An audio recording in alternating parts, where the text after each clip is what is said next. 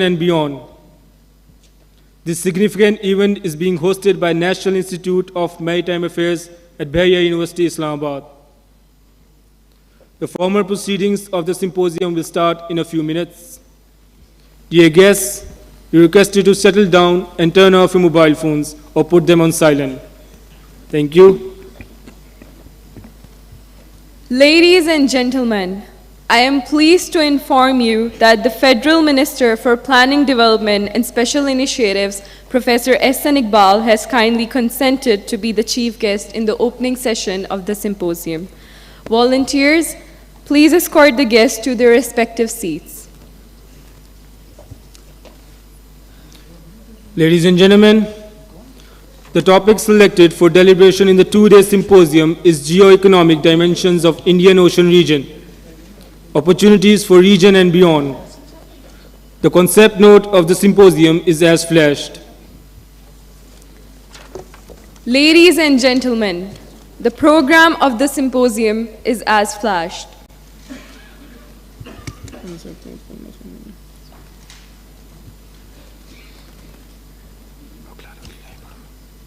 The detailed program which will be observed today is as flashed.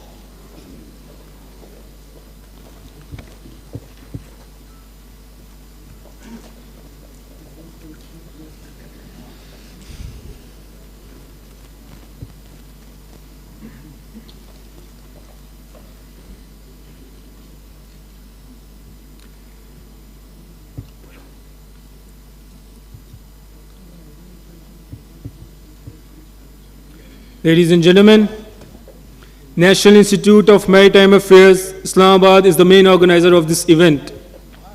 National Institute of Maritime Affairs, NIMA, has been established to broaden the scope of maritime research as national think tank with two independent setups as National Institute of Maritime Affairs at Karachi and Islamabad.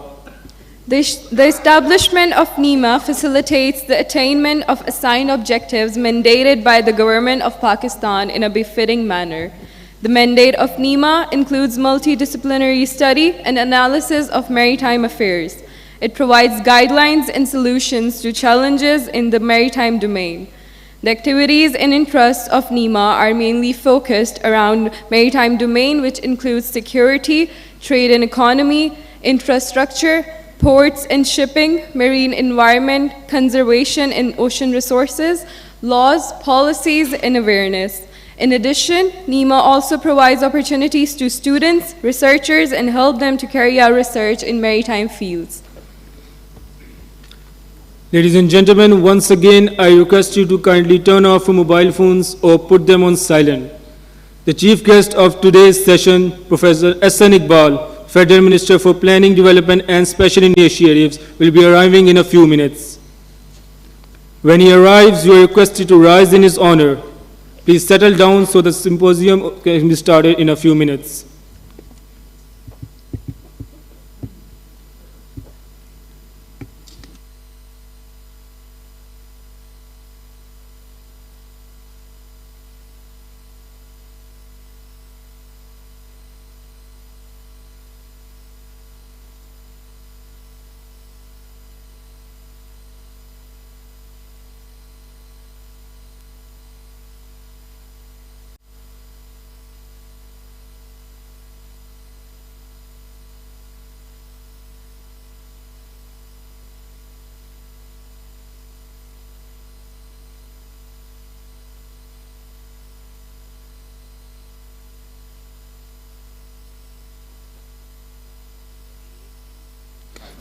Ladies and gentlemen, please welcome the Federal Minister for Planning, Development and Special Initiatives, Professor Ehsan Iqbal, the chief guest.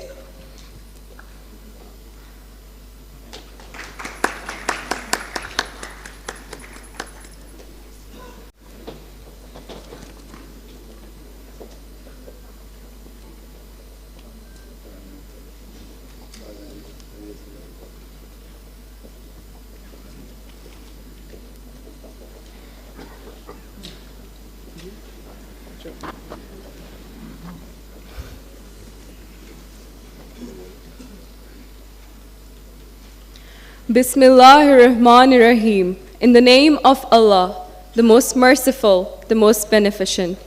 Honorable Federal Minister Professor Ehsan Iqbal, Admiral Retired Muhammad Asif Sandila Nishana Imtiaz Military, Chairman NEMA, Board of Advisors, distinguished speakers, moderators and guests, dignitaries, flag officers, ladies and gentlemen. Assalamu alaikum and a very good morning. I, Farzeen, And your co-host Faraz. feel privileged to welcome you at the inaugural day of International Maritime Symposium, which is being convened to deliberate on the subject of Geo-Economic Dimension of Indian Ocean Region, opportunities for region and beyond. This auspicious event is being organized by National Institute of Maritime Affairs, Islamabad. Dear guests, we are very pleased and honored to welcome all the participants. Some of you have traveled a long distance to show their solidarity with the maritime community of Pakistan, and some scholars have joined us online for sharing their valuable experiences and suggestions to address maritime issues in the Indian Ocean region. Ladies and gentlemen, we are also greatly obliged to the Federal Minister for Planning, Development and Special Initiatives, Professor Ehsan Iqbal, for gracing the event as the chief guest. Sir, may we have your permission to start the formal proceedings of the symposium? Thank you.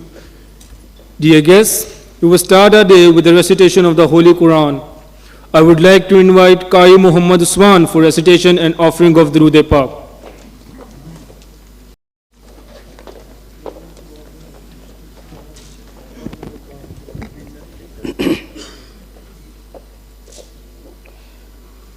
أعوذ بالله من الشيطان الرجيم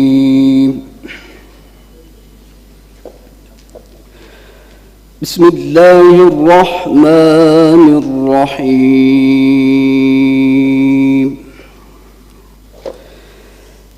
إن في خلق السماوات والأرض واختلاف الليل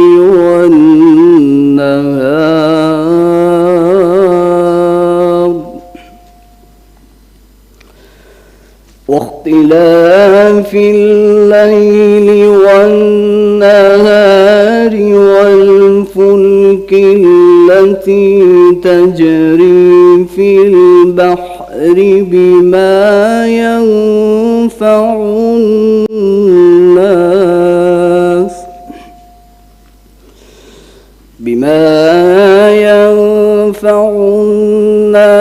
وما أنزل الله من السماء من ماء فأحيا به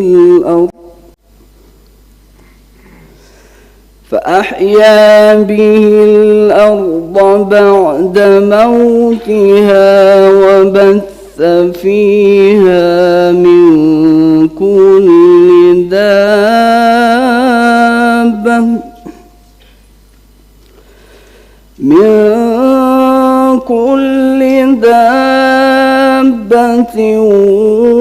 وتصريف الرياح والسحاب المسخر بين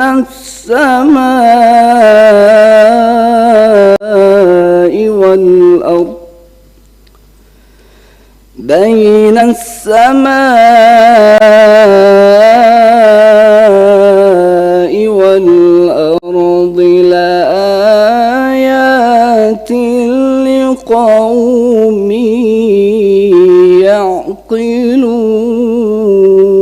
يعقلون صدق الله العظيم. Jazakallah. Verify the creation of heavens and earth, and coming of night and day alternately, and the boat that sails in the river for the benefit of the people, and that which Allah sent down of water from heaven, and revived the dead earth nearby, and scattered all kinds of beasts therein, and the change of winds and the clouds that is obedient between heaven and earth, In all of them, necessarily, there are signs for the wise people.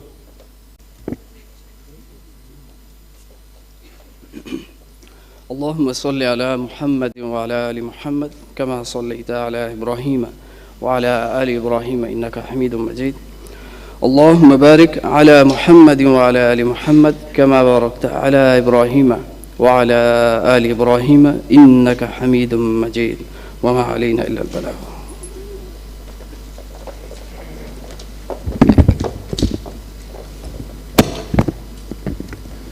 We now formally start the symposium activities with the welcome address of Vice Admiral Retired Ahmed Saeed Hilal-e-Imtiaz Military Director General NEMA. Ladies and gentlemen, Vice Admiral Retired Ahmed Saeed Hilal-e-Imtiaz Director General National Institute of Maritime Affairs.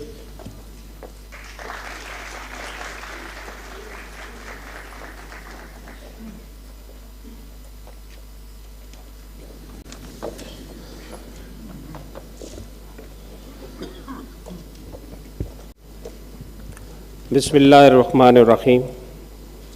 Honorable Professor S.N. Iqbal, Minister for Planning, Development and Special Initiatives, Admiral Muhammad Asif Sandila Nishan-e-Imtiaz Military, former Chief of the Naval Staff and Chairman, National Institute of Maritime Affairs, Board of Advisors, former Chief of Naval Staffs, Ambassador Inamul Haq, the former Foreign Secretary, sir, Ambassador Nadeem Riaz, he is the President, Institute of Regional Studies, General, Flag and Air Officers, distinguished speakers and delegates and media personnel, ladies and gentlemen. Assalamu alaikum and very good morning. It is my profound privilege to welcome you all to the opening day of 3rd International Maritime Symposium. This being organized by the National Institute of Maritime Affairs at Bahria University. We feel greatly honored by the presence of Federal Minister Professor S.N. Iqbal, Admiral Muhammad Asif Sandila Nishan-e-Imtiaz Military, honorable speakers, delegates, scholars, distinguished guests, and the foreign speakers who have joined from abroad. Since its inception in 2007, National Institute of Maritime Affairs has been the premier think tank in promoting Pakistan's maritime interests. The institution is primarily responsible to conduct policy research and on maritime affairs. In its policy research, NEMA acts as an interface between the decision makers and the maritime community. Besides holding national, international seminars, symposiums, webinars, conferences, workshops, table talk discussions, NEMA also publishes research papers. Ladies and gentlemen, this year the topic of symposium is Geo-Economic Dimensions of Indian Ocean Region, Opportunities for Region and Beyond.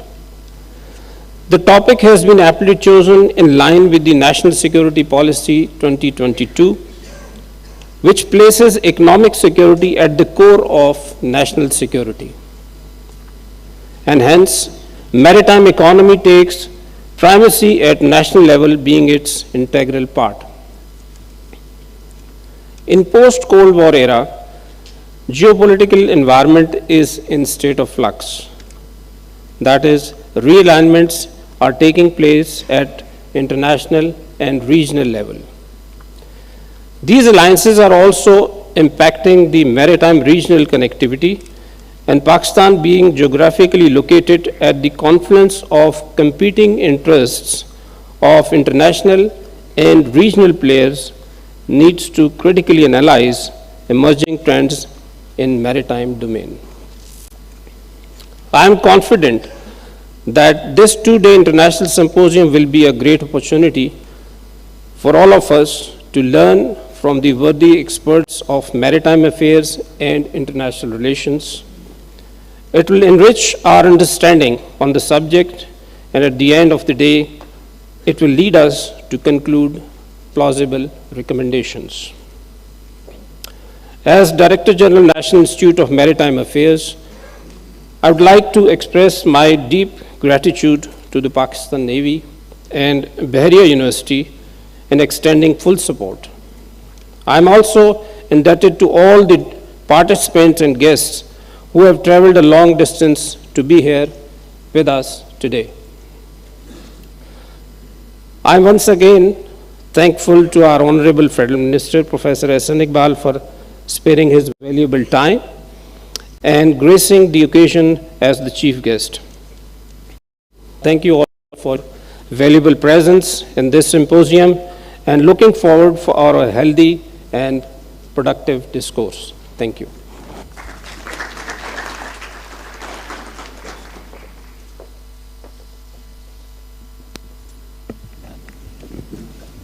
Thank you, sir.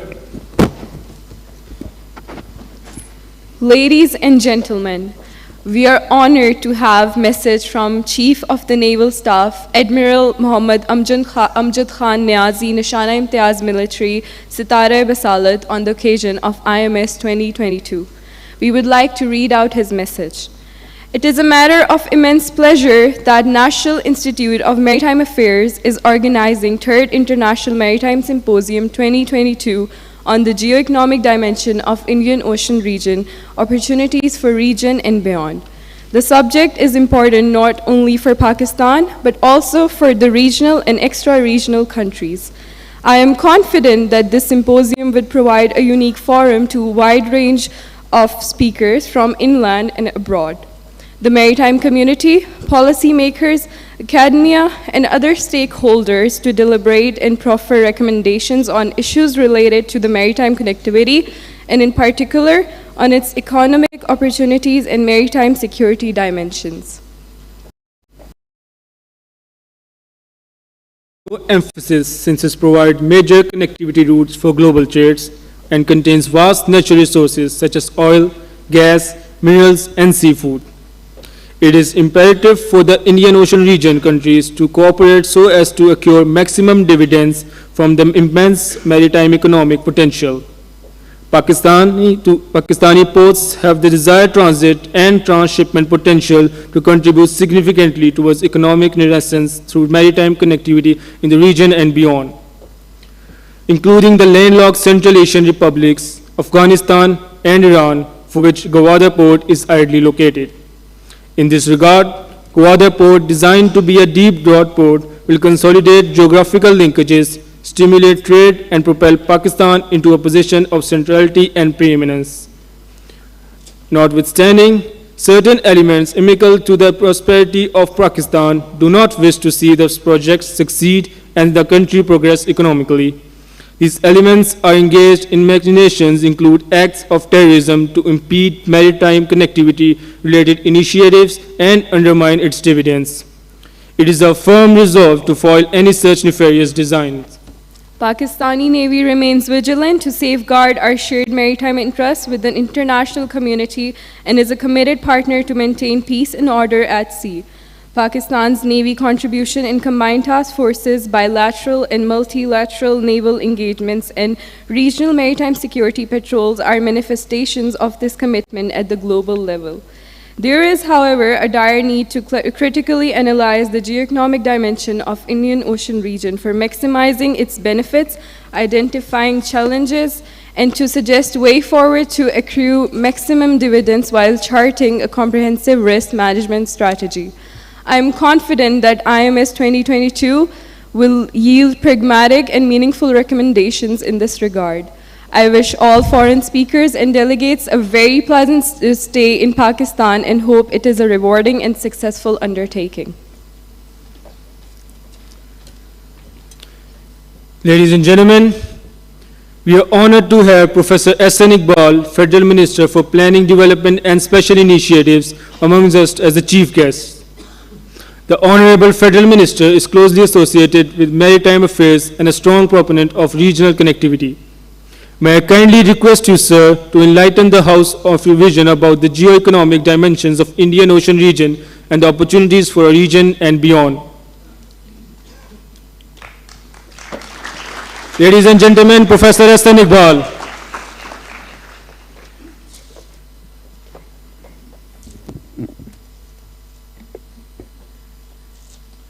Bismillah ar-Rahman ar-Rahim.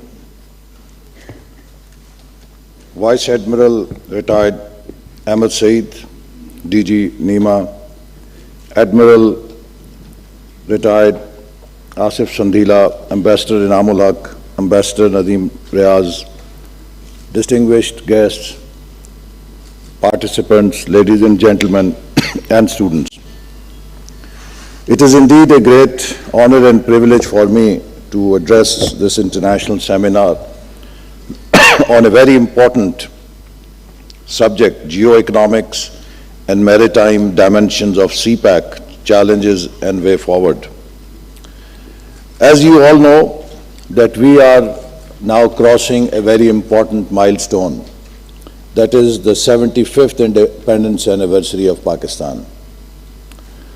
Pakistan was created in 1947 with the promise and with a hope that we will create a country that will bring opportunities for the Muslims and others, people of other faith, who will join Pakistan, because we were fearing that we will not get opportunities being a minority in United India.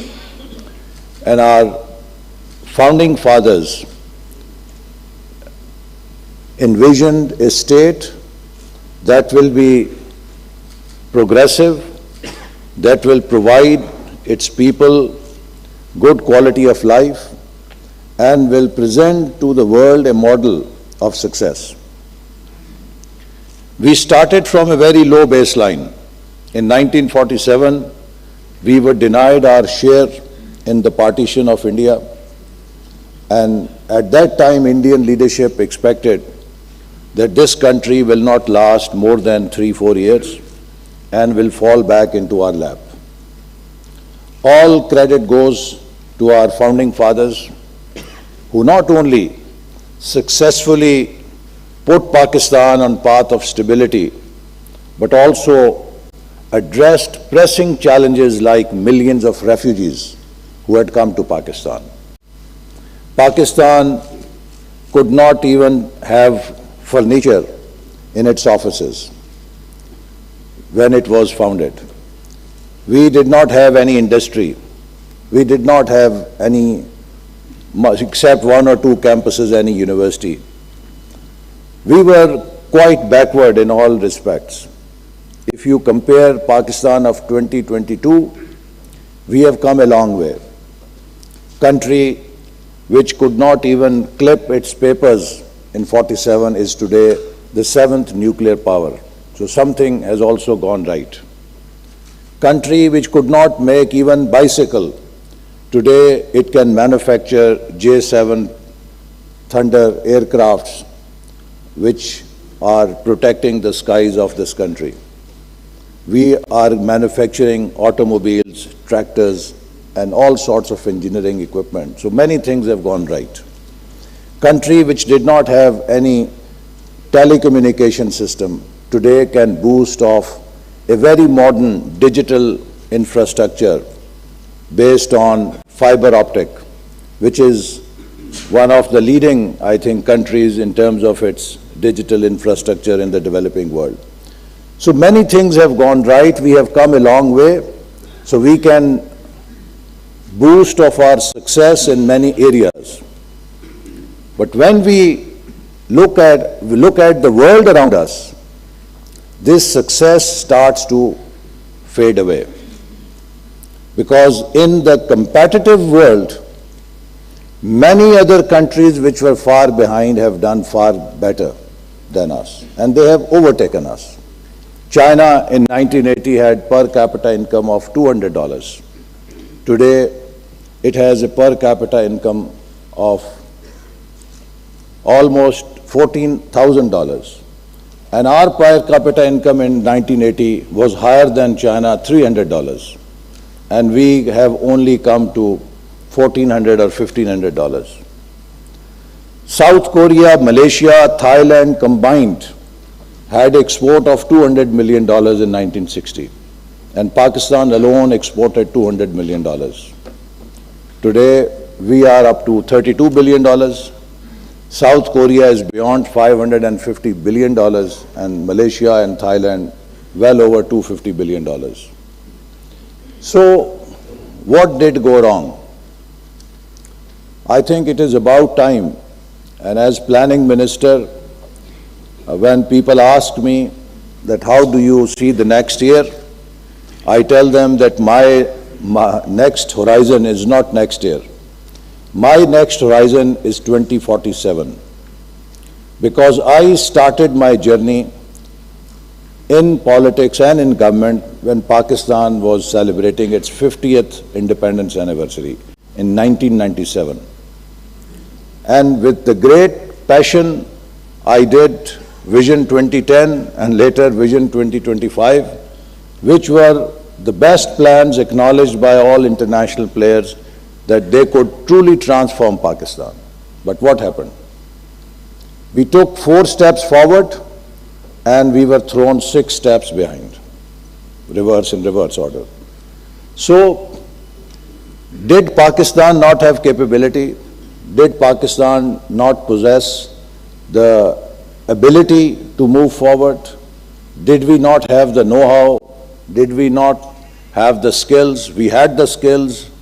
We had the knowledge, we had the human resource, we had everything. But one thing we did not have, which others had, that was political stability and continuity of policies. Today, I think we need to make a resolve. I will just briefly share what a tremendous potential Allah has given to this country in every field. And blue economy is just one dimension of that. It is estimated that we can take almost $100 billion plus advantage of the blue economy that is right on our 1,000 kilometers of coastline. But what are we getting from this potential that we have been bestowed with? About $400 or $450 million.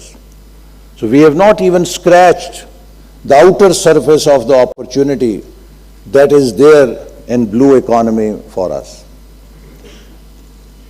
What is important for us as a nation to understand is 21st century is a new game, is a new equation.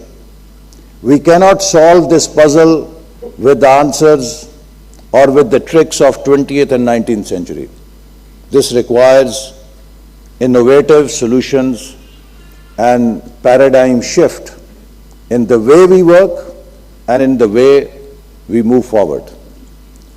20th century was a political century where the world was divided along ideological blocks, communist bloc, capitalist bloc, non-aligned movement. 21st century is a century of economic ideologies. Which country can produce more wealth? Which country can distribute the wealth more justly? And which country can run this wealth creation engine more competitively? These are the 3 drivers that determine the fate of the nations in 21st century. So as a result, we have our diplomats who have been doing diplomacy in 20th century, and they would know what was the Cold War like over political ideologies. Today, the Cold War is not on political ideology. It is on economics. The blocks we have today are G7, G20, G77. And the passport to these blocks is not what is your ideology. The passport is what is your per capita income. So if we have to move up the ladder from G77 to G20 and G20 to maybe G7 one day, inshallah, we have to focus how we can increase our per capita income. How can we move up on the economic ladder? And it was this vision, essentially, that transpired our journey into CPAC. When in 2013, when we came into government, Pakistan was facing almost similar challenges. We were at the brink of default, 16 to 17 hours power shortages. No day would pass when a suicide bomber will not blow himself, and no international investor was willing to come to Pakistan, and everyone was calling Pakistan a safe haven for terrorist networks. But then, under the leadership of Prime Minister Nawaz Sharif, we started CPAC, and within a span of 3 years, we were able to harness $29 billion worth of Chinese investments into various projects, starting from Gwadar to highways, to energy, to telecommunication, to socio-economic sectors in every field. And Wall Street Journal put in one of its editions a headline that Pakistan becomes haven for $46 billion Chinese investment. So all of a sudden, the world that was viewing us as a security country started to look at us as a haven for billions of dollars of Chinese investment. As a result, Pakistan's identity changed, our profile changed.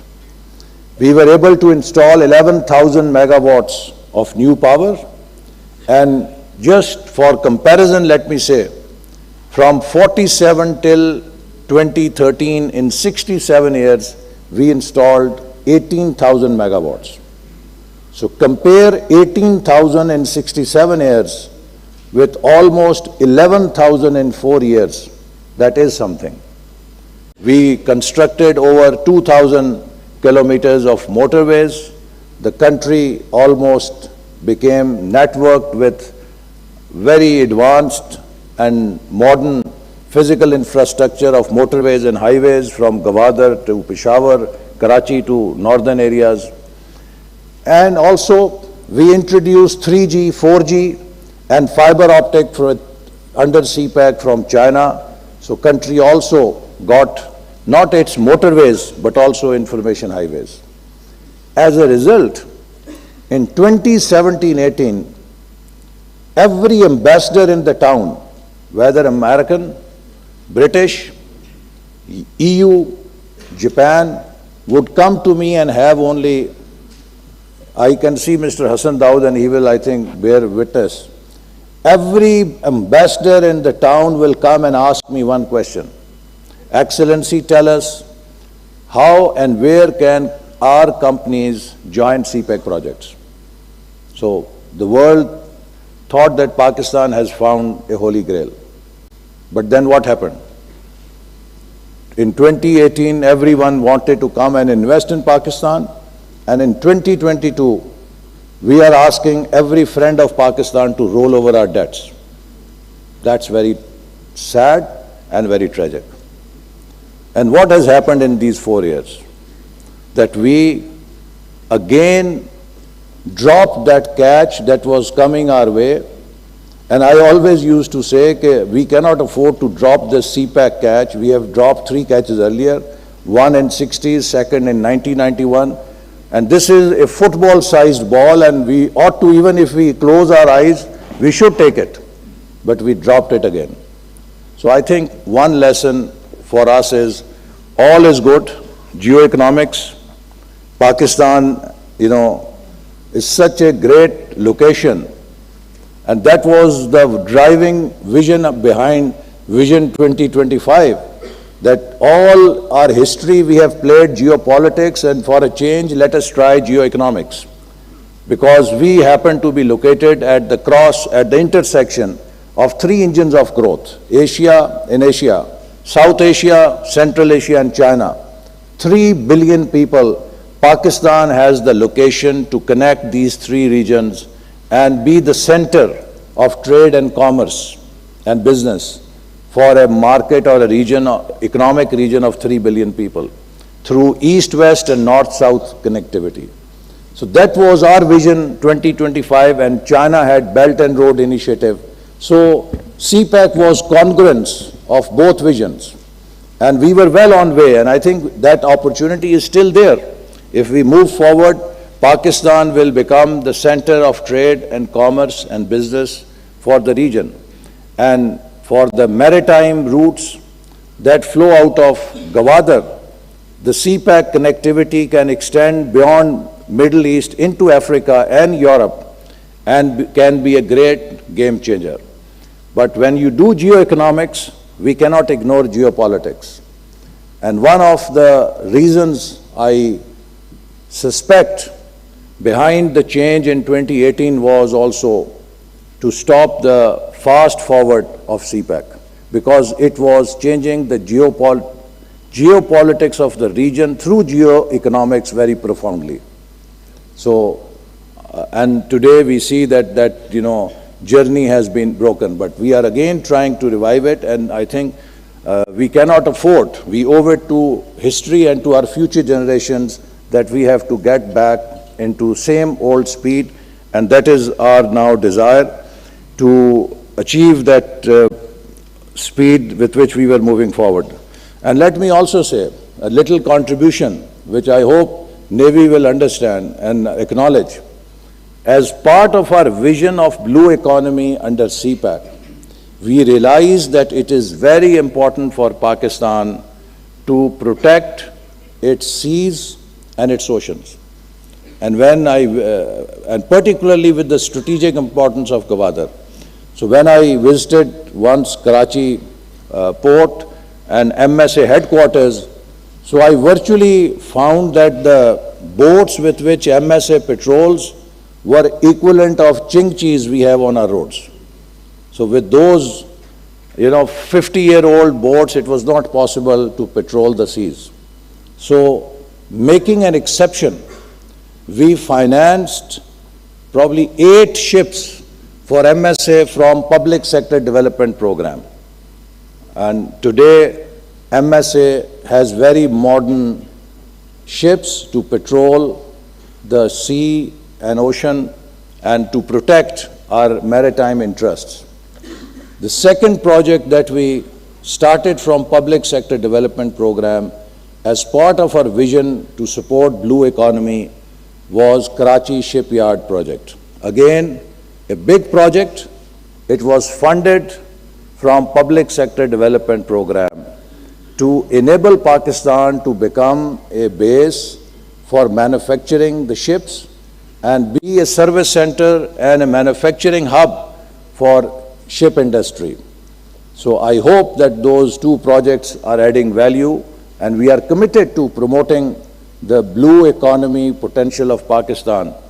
And let me also say that another surprise that we found after 4 years was that Gwadar port, which was the deep sea port, in last 4 years, no one had bothered to carry out its maintenance dredging.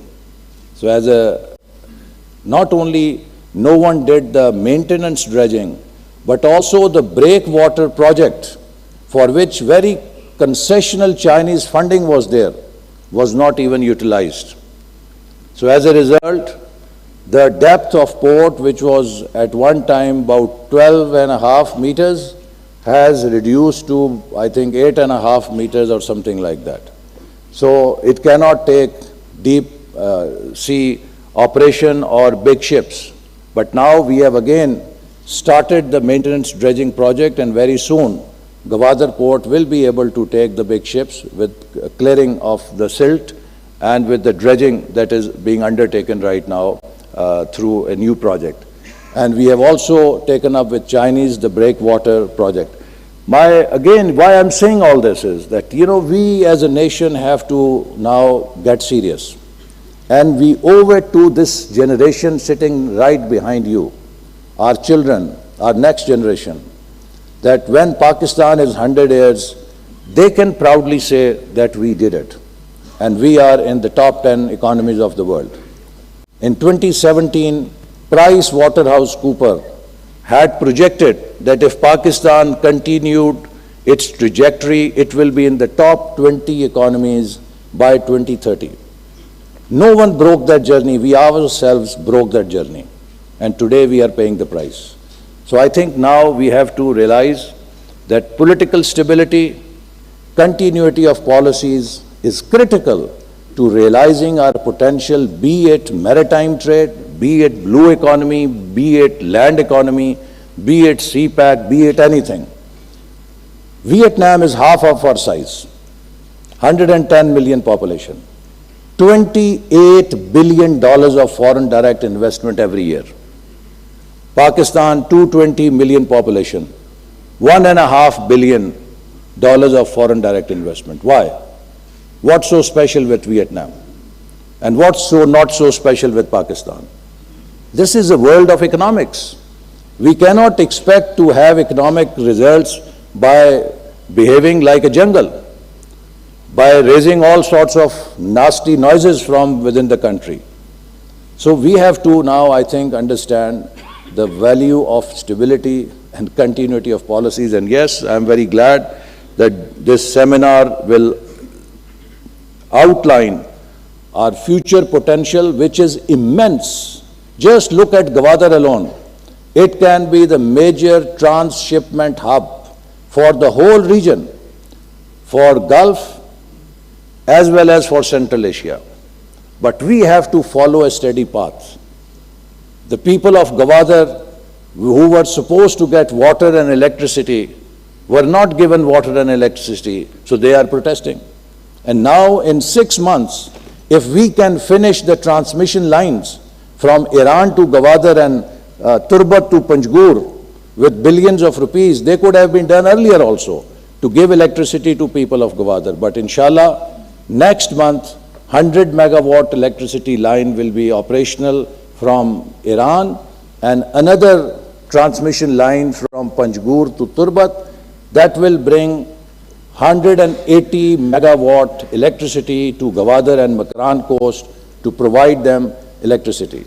Similarly, the projects that were started for providing water to Gwadar city were stalled for 4 years. And now we gave them money and water problem in Gwadar is solved for next 5 years. And we are now putting up additional desalination plants so that they have enough water. So these are the steps that need to be taken and we have to follow that path with consistency and with responsibility if we want to achieve these opportunities. Look at what happened to Pakistan National Shipping Corporation, like PIA. In 60s and 70s, both PIA and PNSC were our proud flag carriers. Where are they today? These are the lessons I think we need to learn. And I hope that from the outcome of this seminar, we'll get some valuable tips. But as they say, I always used to quote in my earlier days also, there is a research by a famous professor in USA that sick organizations and systems that become sick, they develop knowing-doing gaps. They know a lot, but their ability to translate their knowledge into action is minimal.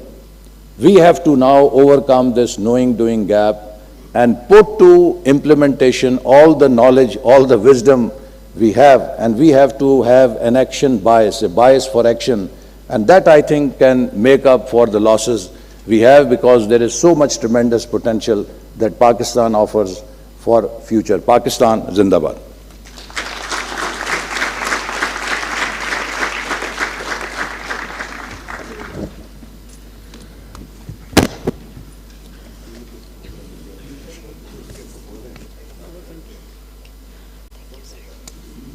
Thank you very much, sir. Ladies and gentlemen, due to some official commitments, the chief guest has to depart a bit earlier. Therefore, I would request Admiral Mohammad Asif Sandila, Nishana Imtiaz Military, former Chief of the Naval Staff and Chairman NEMA Advisory Board, and also request Director General NEMA, Vice Admiral Ahmed Said, to present symposium memento to our honorable chief guest.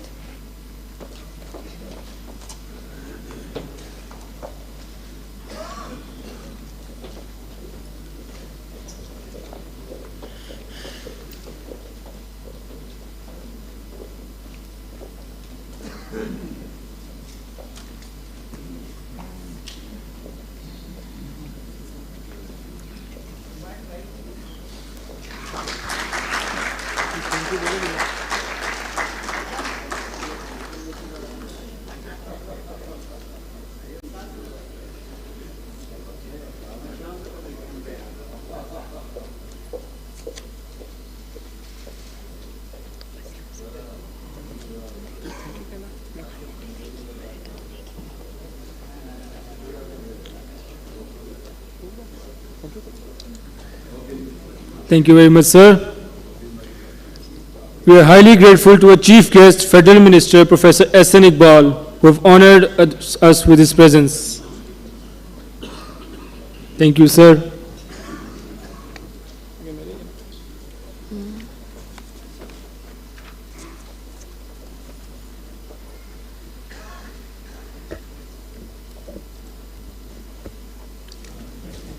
Ladies and gentlemen, we are honored to have former Ambassador Nadeem Riaz, President, Institute of Regional Studies, as the keynote speaker. But before I invite him to the podium, let me introduce him first. Ambassador Nadeem Riaz is the current president of the Institute of Regional Studies. He is a former diplomat who worked at the Ministry of Foreign Affairs of Pakistan from 1985 to 2020. Ambassador Riaz holds a master's degree in international relations from Columbia University, New York, USA, with a regional specialization in South Asia. He also holds a master's degree in political science from Government College, Lahore. During his long career with the Foreign Office, he has held many key positions at the headquarters, including Director Europe, Director Administration, Director Foreign Service Academy, Director General China, and Additional Foreign Secretary Europe. His postings abroad include Second Secretary High Commissions of Pakistan, Pretoria, South Africa, and Deputy Head of Missions, Embassy of Pakistan, Paris, France. He served as ambassadors of Sweden, Finland, Estonia, and Latvia from 2009 to 2013. He was Pakistan's ambassador to Italy from October 2015 to February 2020. Ambassador Riaz also served as permanent delegate to FAO, WFP, and IFAD. He also served on the Standing Committee of International Development Law Organization, IDLO, Rome, and represented Pakistan as Deputy Alternate Permanent Delegate to UNESCO. Ambassador Riaz has been associated with teaching for over a decade. He was a regular guest speaker at American University Rome, Loyola University Rome, Tor Vergara University Rome, Ca' Foscari Venus, and University of Ljubljana. He also lectured at the University of Uppsala, Sweden, and several research institutions in Sweden, Finland, Italy, and Slovenia. He is author of Handbook for Diplomats of Pakistan, VVIP Protocol, and Cycling Around Islamabad.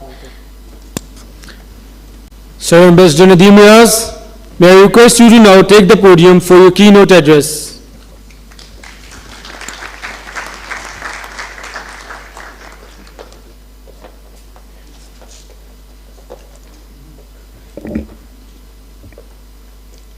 Bismillah Rahman Rahim. Assalamu alaikum and a good morning to everyone. Ambassador Namul Haq, Admiral Retired Asif Sandila, Director General NEMA, Flag Officers of Pakistan Navy, respected guests, ladies and gentlemen. It's a matter of great honor for me to be here today. My compliments to NEMA for organizing this event. Geo-economics is a relatively new phrase with several definitions. A simple definition by Chatham House is, I quote, use of economic tools to advance geopolitical objectives, unquote. Although a country can determine its economic policies and its politics, yet every nation is bound by its geography, which is not a variable. Pakistan and China are contiguous countries in the same neighborhood. Given their long history and close relations, Pakistan is a natural economic partner of China. The two countries have a strong relationship which has stood the test of time. China-Pakistan Economic Corridor is mutually beneficial to both the countries.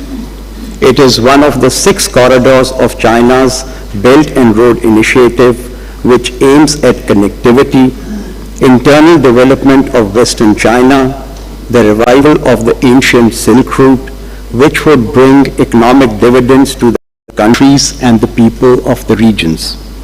It is estimated that upon completion, the BRI would increase trade between 2.7 to 9.7%, increase income by 3.4%, and lift 7.6 million people from extreme poverty.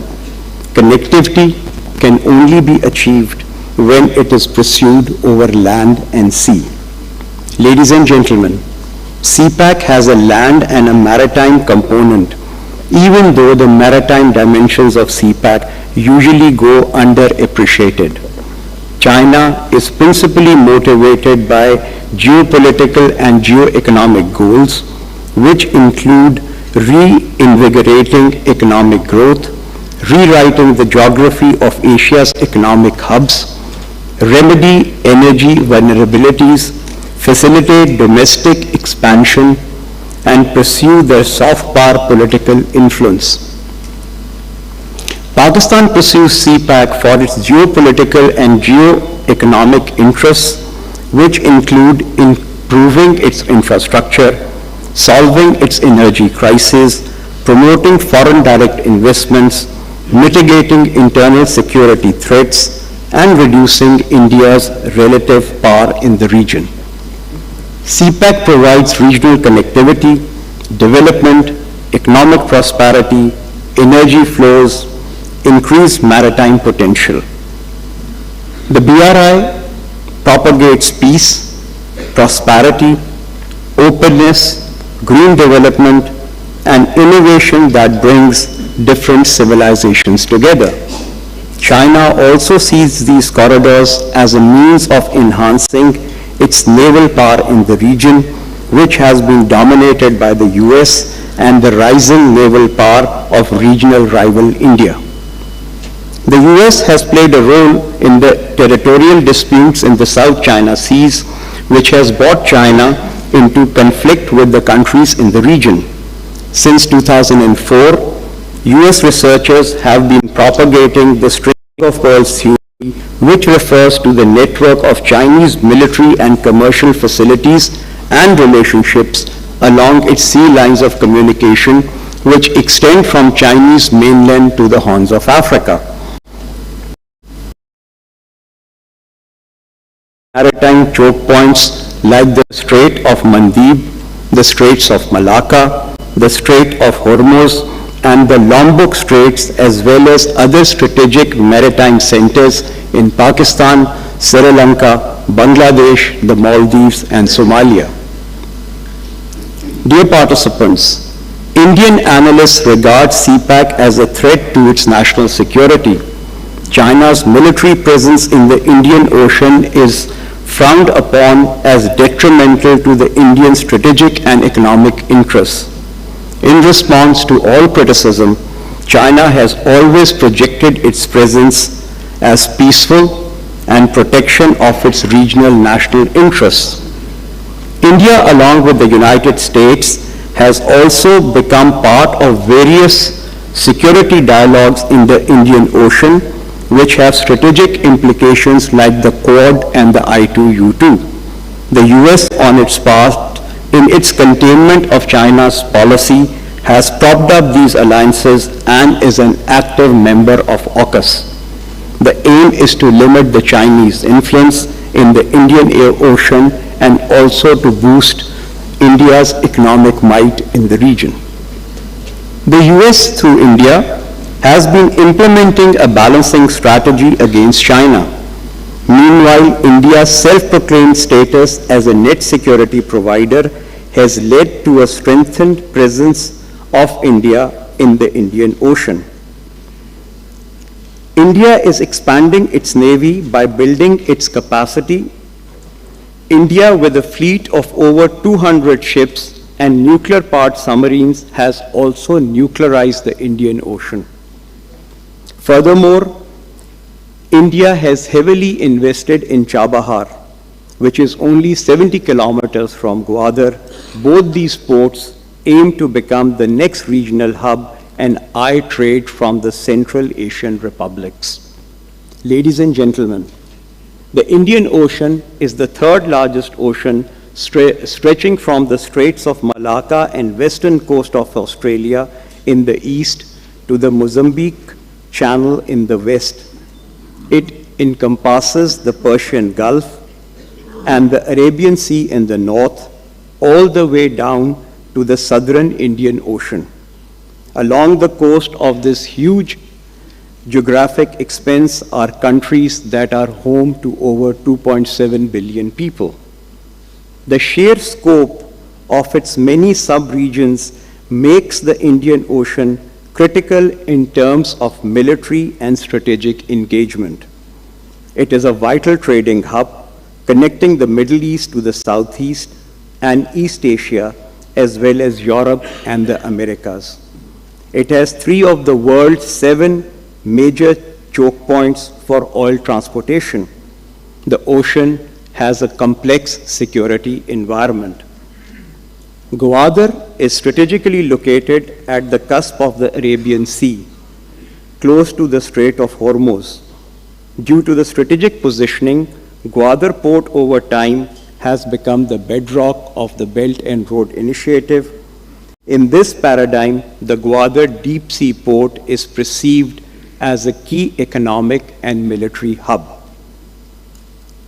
Gwadar will aid Pakistan and China in monitoring the sea lines of communication originating from the Persian Gulf and the Strait of Hormuz. It could also be pivotal in enhancing the connectivity of the underdeveloped western regions of China. In addition, while the Strait of Malacca can be blocked by India and the United States, Gwadar provides an alternate sea route. Dear participants, despite its geographic position, Pakistan lacks an Indian Ocean policy. As a nation, over the years, Pakistan has suffered from sea blindness and has concentrated its energies and resources on land and has remained largely oblivious to the benefits of the sea. However, in contemporary geostrategic environment, oceans are playing and will continue to play in the coming years a defining role. Pakistan largely remains isolated from other Indian Ocean littoral states. Even though Pakistan is a primary littoral state in the IOR, it is not a member of the Indian Ocean Rim Association or of BIMSTEC. Many of the regional symposia and forums take place without Pakistan's involvement. Dear participants, Pakistan lacks a framework to pursue the trends of the Indian Ocean at a time when the rift between the United States and China has shifted to the region. Despite the strategic location of the Gwadar port and the development of phase 2 of CPAC underway, there remain multiple challenges. And what are these challenges? In my opinion, these are Western perception of CPAC as a threat and as an instrument of Chinese military and economic dominance. Secondly, the slow economy of Pakistan is a major hurdle in the progression of CPAC. Thirdly, the security situation in Balochistan remains elusive. And lastly, some misperception among various stakeholders, including politicians and local populations, still exist on CPAC. Despite these challenges, CPEC provides Pakistan with numerous opportunities. And what are these opportunities?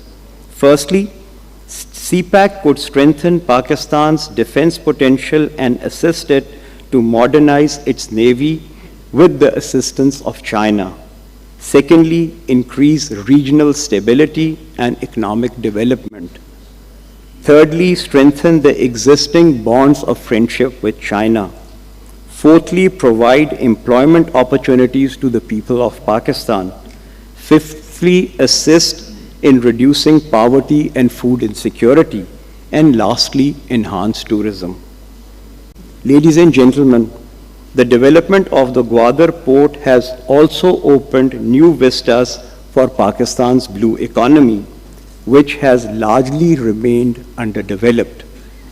The blue economy of Pakistan offers a wide range of maritime opportunities, which include conventional maritime industries, namely fisheries, coastal tourism, maritime transport, as well as newly emerging areas of aquaculture, marine, biotechnology, deep sea bed mining, resource extraction, oceanic renewable energy, and maritime tourism.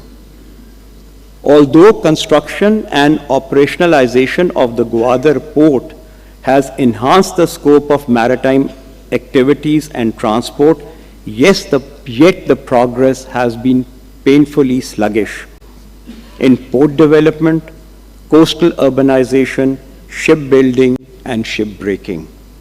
Another area which requires immediate attention is the development of the coastal communities. Majority of these communities along Pakistan coast are extremely poor. They live in extreme poverty. Even though 100 kilometers of Gwadar has been declared as a special economic zone under CPEC, the local communities have yet to get any substantial benefits from these very projects. Ladies and gentlemen, in the final analysis, CPEC has enough potential to transform Pakistan into a trade hub. The fact is that Pakistan's geo-economic prosperity is intrinsically related and linked to the success of CPEC and BRI. To reap sufficient dividends in the long run, it is imperative that Pakistan must make a transition from continental to maritime policy making. There is a need to develop a marine vision, improve our capacity, and exercise the authority to implement decisions, as dimensions of maritime security do not only pertain to military, but also to food security, commercial activities, and climate change. The foremost objective should be to develop and strengthen coastal infrastructure, including coastal communities, maritime security, and port infrastructure. Once established, the coastal infrastructure will help to achieve the goals and fully reap the benefits of CPEC. In conclusion, Pakistan needs to refocus on developing a coherent and a cohesive Indian Ocean policy. The need for an integrated maritime national policy cannot be overemphasized, as the country is gradually but steadily turning towards the oceans for strategic security, sustainable economic growth, and development. To fully realize the potential, Pakistan needs to fill the gap between education and maritime research. I thank you all.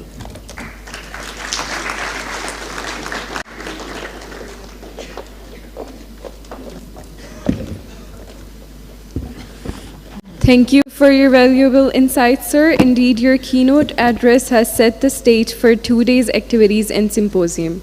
We are pleased to hear your thoughts on the subject.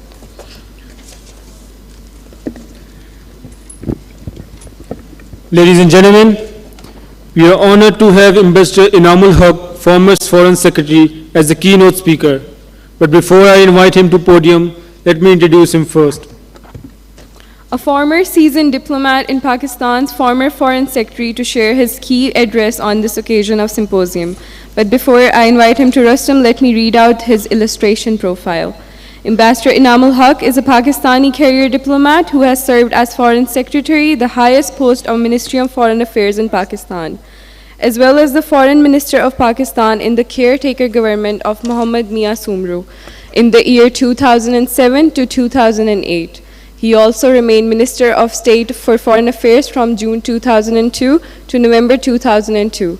Mr. Haq served as Pakistan Ambassador to Turkey, China 1997 to 1999, and permanent representative to the United Nations before being appointed as Foreign Secretary. Mr. Inamul Haq was the Chairman, Board of Governors at Institute of Strategic Studies, a leading strategic studies think tank in Islamabad. He also held the position of Chairman at Pakistan-China Friendship Forum. Inamul Haq was the member, Board of Governors at Institute of Regional Studies, Islamabad. Being a seasoned diplomat, he was the Distinguished Visiting Fellow at the Premier Military Academy, the National Defense University, Pakistan. He frequently delivers lectures at the National Security Workshops. Ladies and gentlemen, Ambassador Inamul Haq.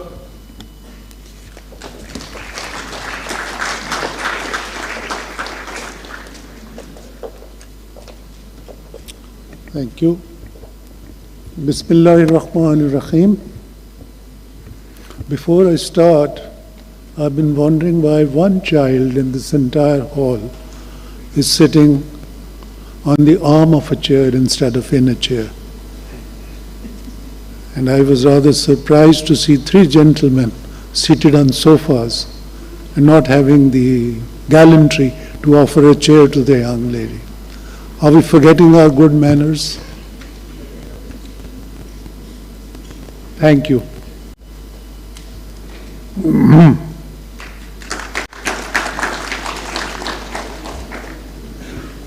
Admiral Retired Sandhila, Ambassador Nadeem Riaz, DG Nima, Vice Admiral A. Saeed.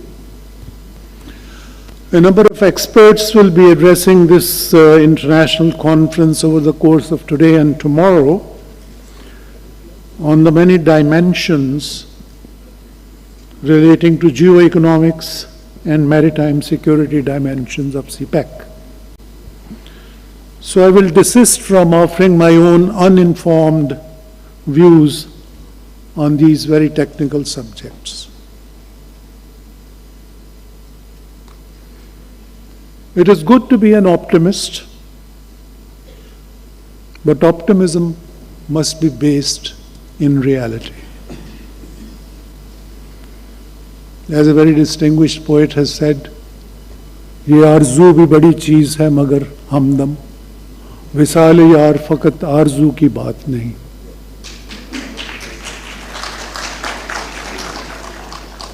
In my remarks today, I will offer to you, distinguished participants, an unvarnished and a stark overview of an emerging dysfunctional, dystopian, and polarized world. And Pakistan will very much be a part of such a world. I will then briefly touch upon one major problem that Pakistan faces, which is the root of all others, and perhaps we can think of how to resolve that. But let's begin with where the world is headed today.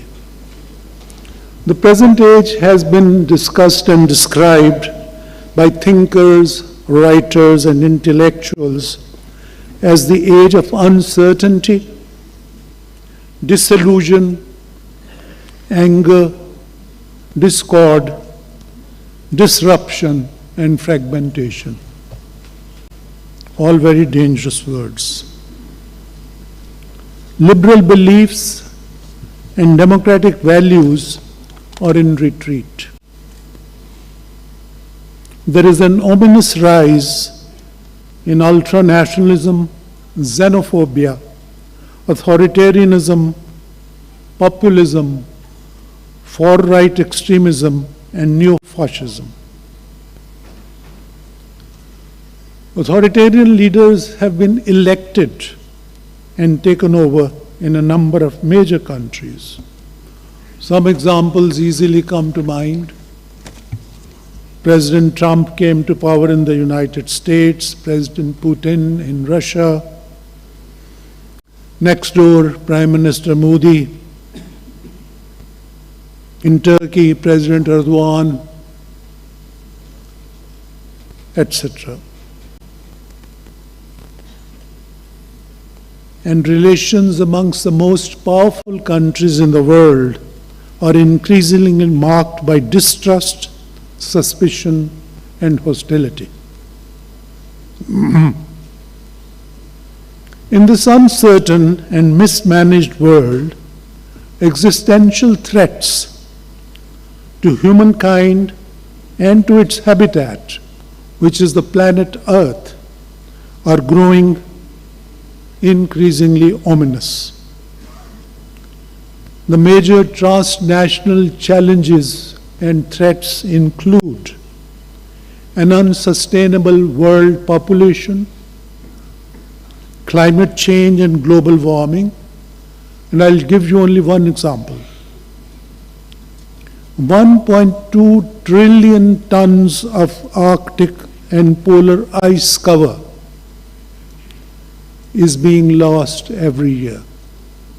And we know that our own glaciers are melting at a very fast rate.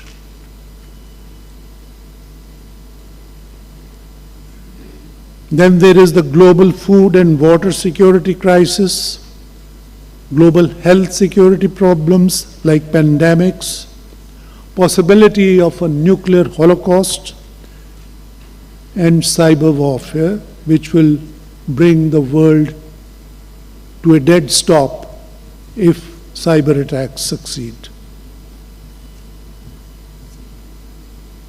According to a well-known author, Jared Diamond, human beings have two tendencies. One, mass murder of their own species. And we have seen through history human beings killing each other by the millions. In the 20th century, we saw 2 world wars, which brought about the deaths of millions of people. And the second is that human beings have always destroyed the habitat that they have occupied. One might add that human beings are also the biggest threat to the flora and fauna of their own planet. Mankind today is using the resources, the finite resources of the earth at double the rate that they can be replenished. In a mad competition for economic growth, financial gain, and for power.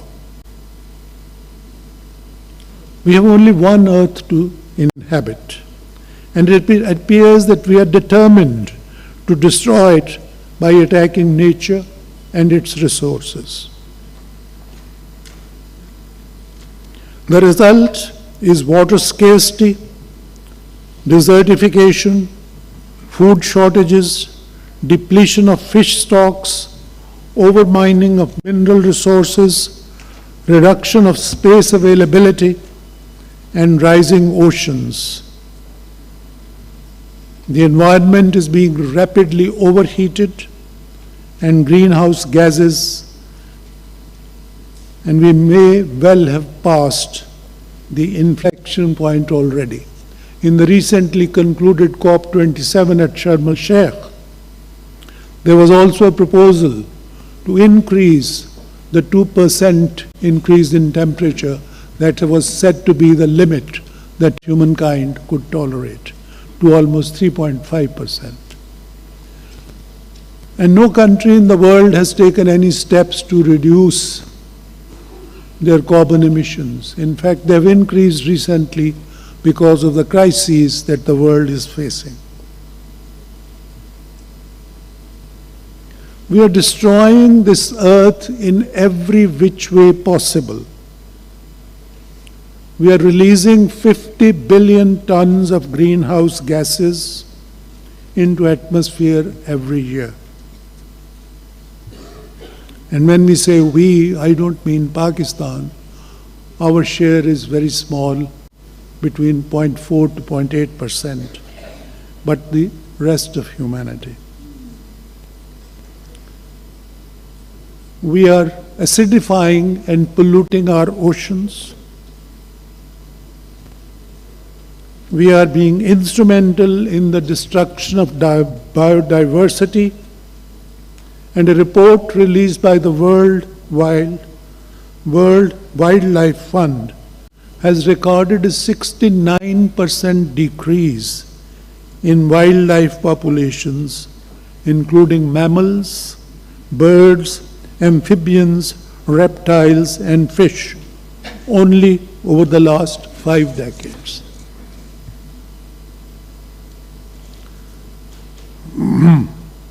The result of human activity has been extreme weather events, one of the results. Like the recent floods we saw in Pakistan, which in one blow cost a poor country like Pakistan $30 billion. And imagine a country already overburdened with $130 billion of foreign debt, having suffered $30 billion loss in a few days of flooding. And these events are becoming common all over the world. Not only was Pakistan flooded, so was Nigeria. And there was a hurricane in Florida which cost $75 billion. So we are going to reap what our earlier generations have sown. And unless we begin to reverse this process, our children may not have a habitable earth to stay in.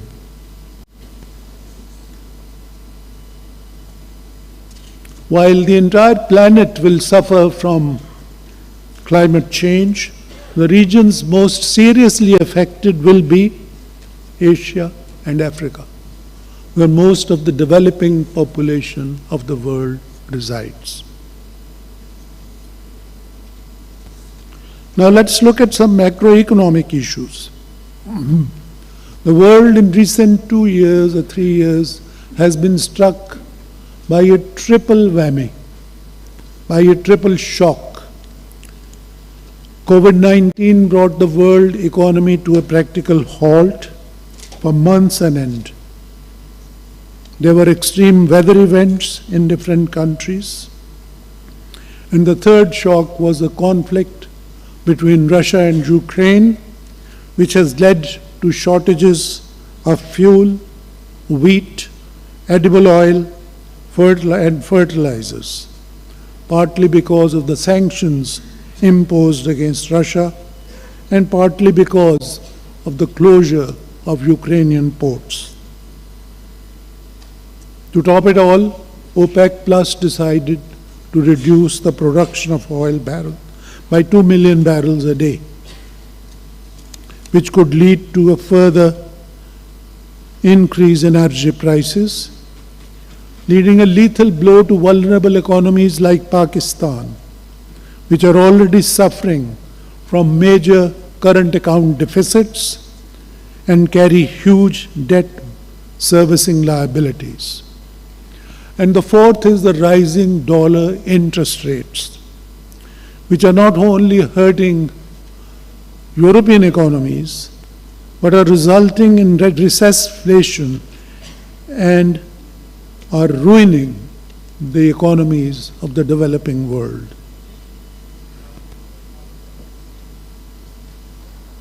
Inflation, high rates of interest, increase in global debt, resource shortages are likely to spell ruin for countries which are already on the brink of bankruptcy or default.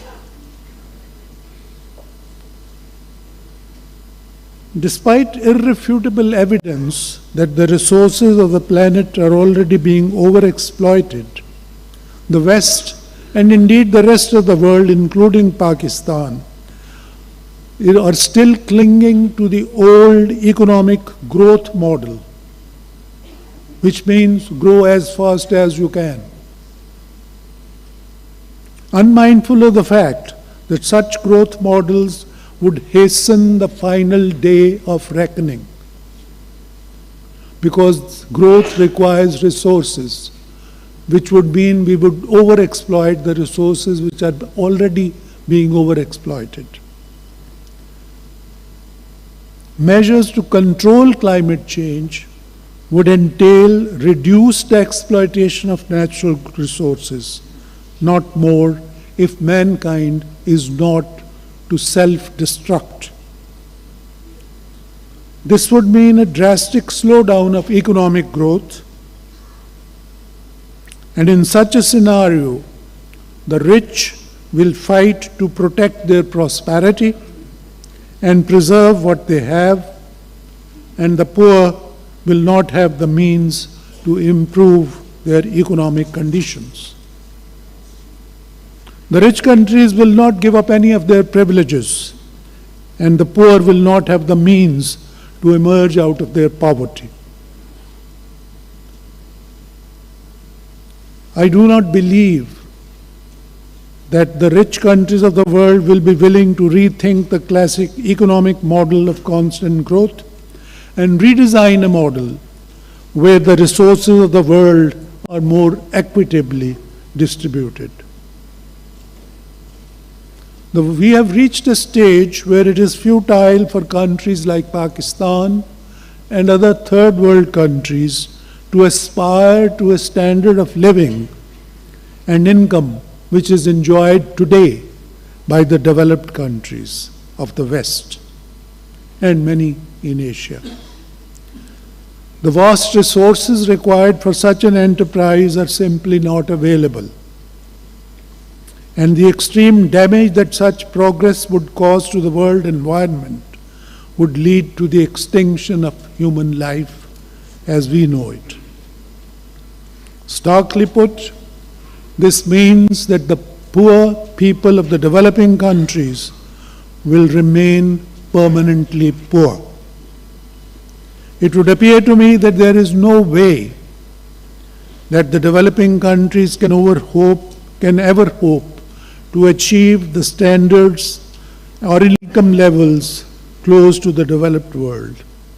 Even a country like China, which has been making rapid progress over the past many decades, may be caught in the middle income trap. The vast majorities of Africa and South Asia are doomed to lives of poverty and misery. Then there is the threat of the nuclear winter, which always hangs on humankind, and nuclear scientists have set the clock at about 2 minutes to 12, particularly in the light of recent threats by the Russian President, Mr. Putin, to use nuclear weapons if necessary in the conflict in Ukraine.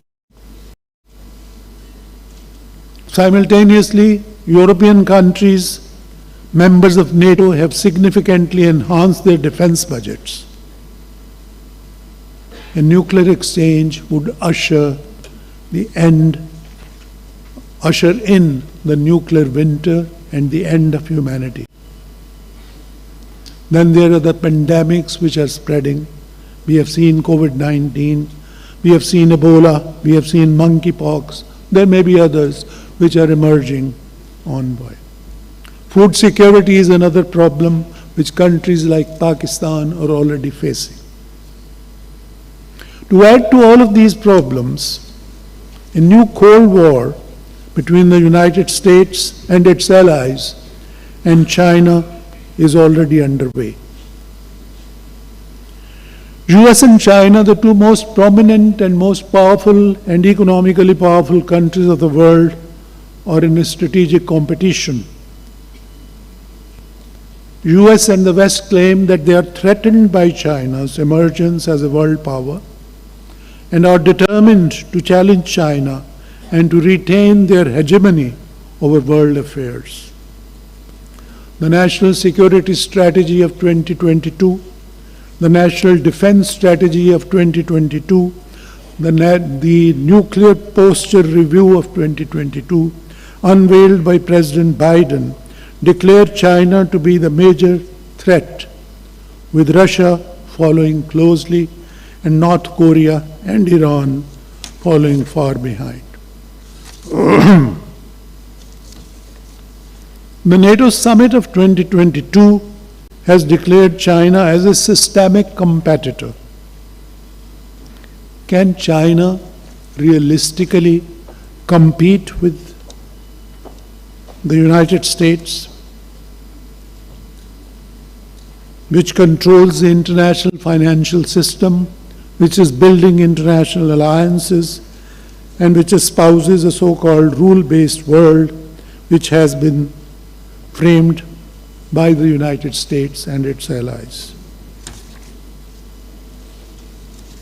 There are many points of conflict between China and the West.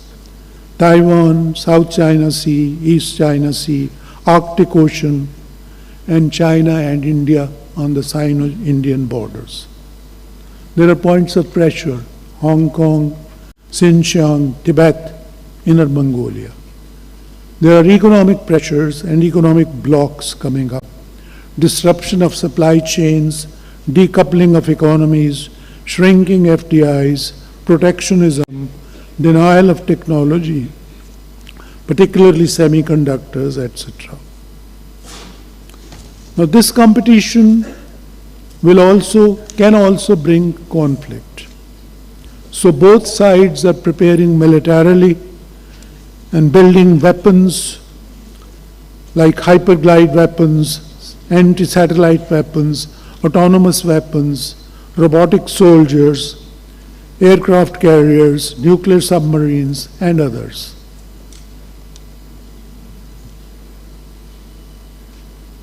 One does not know whether a conflict will break out or not, but we can hope that both sides will see reason and ensure that a worldwide conflagration does not start. Now let's come to Pakistan, and I'll touch on one major problem in the next 2 minutes or so, which encompasses all other problems. And that problem is our population. We have 240 million people. According to a recent UNICEF report, 37% of our children are growing up stunted because of malnourishment. They are stunted either mentally or physically. When they grow up, they are going to be a dead weight on the economy of the country. Just imagine 37% of the population becoming a dead weight on an economy which is already reeling under great pressures and is quite close to collapse.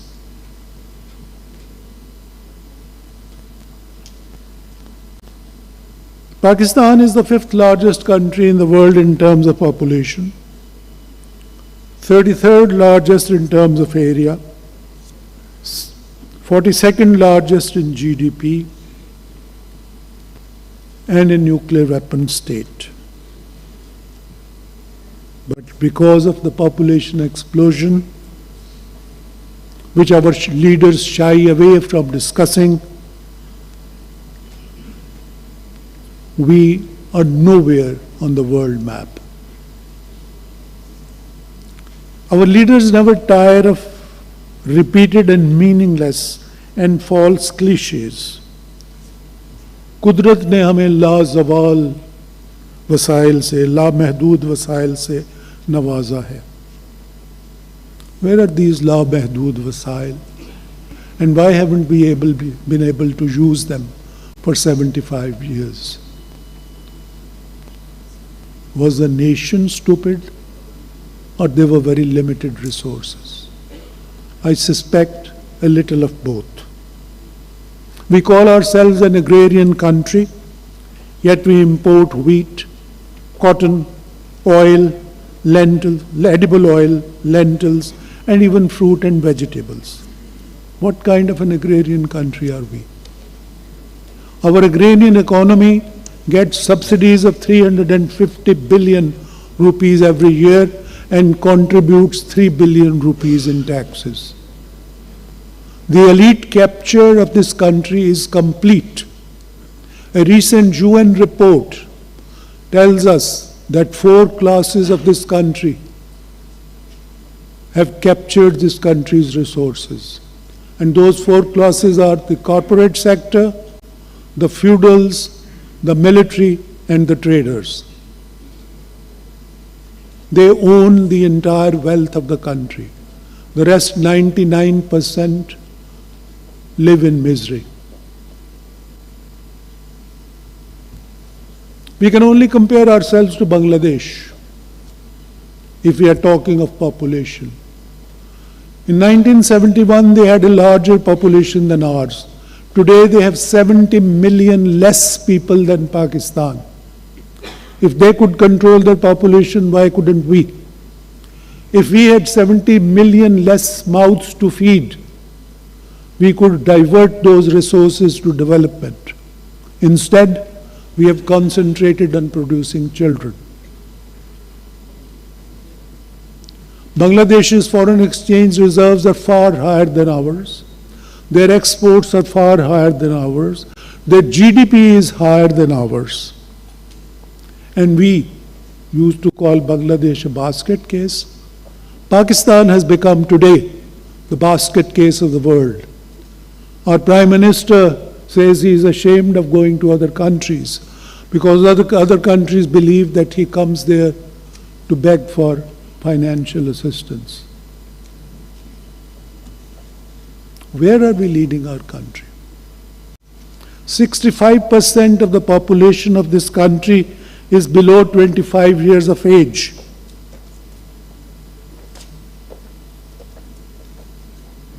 I've been told to conclude quickly. So we can neither educate our young nor provide them jobs.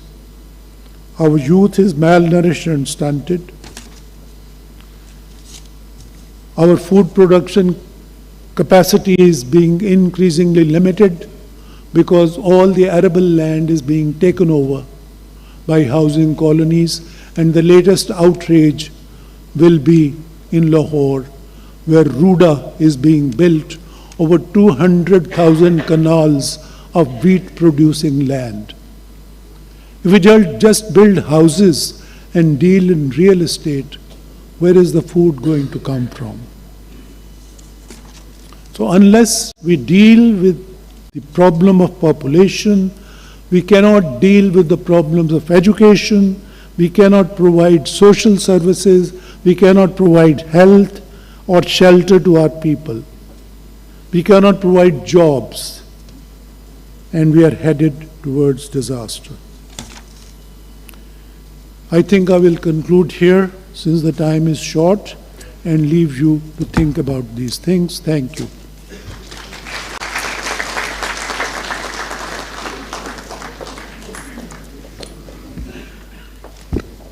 Thank you very much, sir. Indeed, it was a very thought-provoking and crystallizing talk.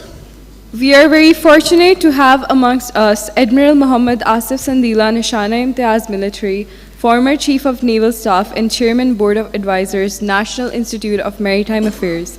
It is my proud privilege to invite Admiral Muhammad Asif Sandila for his remarks as Chairman Board of Advisors of NEMA. Ladies and gentlemen,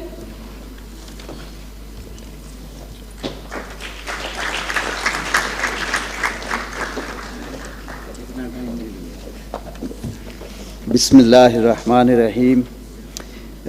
Eminent speakers, distinguished guests, ladies and gentlemen, Assalamu alaikum.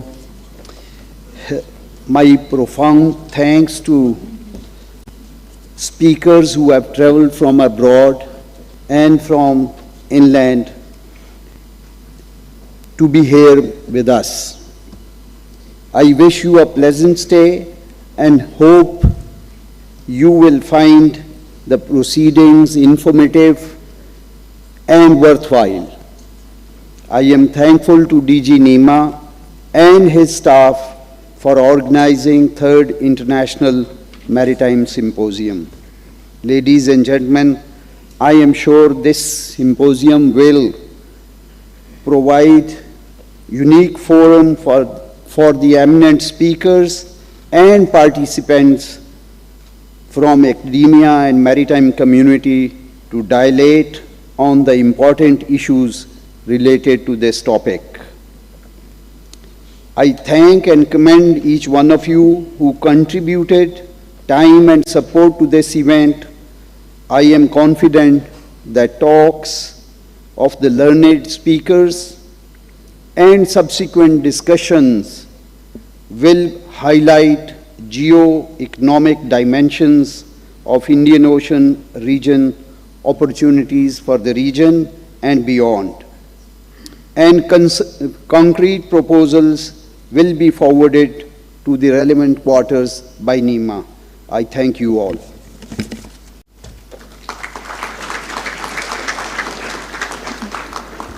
Thank you very much, sir. Ladies and gentlemen, now is the time for memento presentation ceremony. I would like to request Admiral Asif Sandila and Director General NEMA, Vice Admiral Ahmed Said, to kindly acknowledge the keynote speakers by presenting symposium mementos.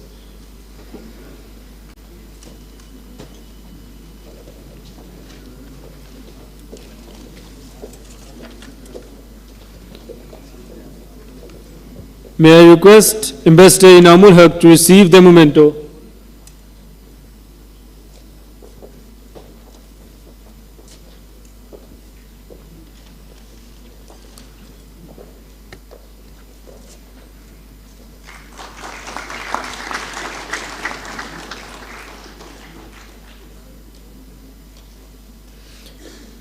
Now I request Ambassador Nadeem Riaz to receive the memento.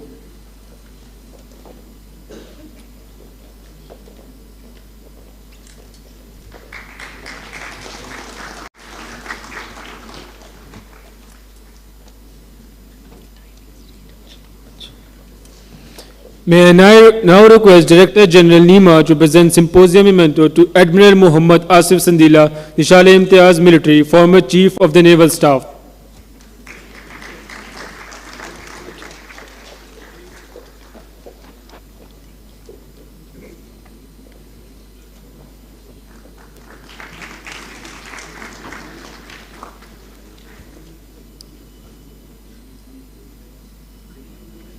Thank you very much, sir. We are once again grateful to Admiral Asif Sandila and our esteemed speakers for their presence. National Institute of Maritime Affairs is also grateful to all worthy guests and participants who have honored us with their presence. With this, our opening session comes to an end. All speakers of the symposium are requested to join for the group photograph. The next session will resume at 11:30 a.m. Guests are requested to be back by 11:25. Participants are requested to proceed towards the refreshment area. Thank you.